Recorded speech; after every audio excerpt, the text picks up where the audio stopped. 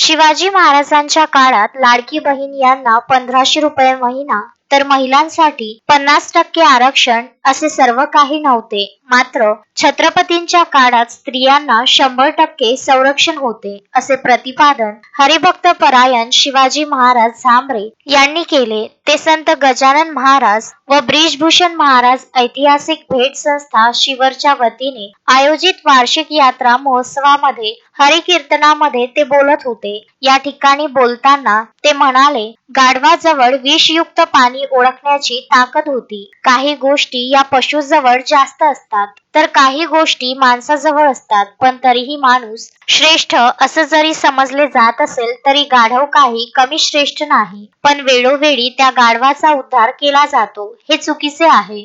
संसारामध्ये माणूस हा अतृप्त असतो तर परमार्थामध्ये तो तृप्त असतो असे म्हणताना ते असे म्हणाले की माणूस अतृप्त असल्यामुळे घरावर घर बांधतो पण तरी तो तृप्त होत नाही. परमार्थामध्ये मंदिर बांधले जाते मात्र कळस उभारल्यावर तिथे त्याचा आत्मा तृप्त होतो. बोलताना त्यांनी अतिशय मोलाची माहिती सादर करून शिवचरित्रावर प्रकाश टाकला. या कीर्तन सेवेचे वैशिष्ट्य म्हणजे दुर्गवाडा येथील व गोळेगाव येथील टाळकरी 5 वर्षापासून 50 वर्षापर्यंतचे एका तालात नाचणारे वाजवणारे पाहून माणूस थक्क होतो. हेच वैशिष्ट्य होय. गजानन देशमुख, विदर्भ न्यूज, दर्यापूर.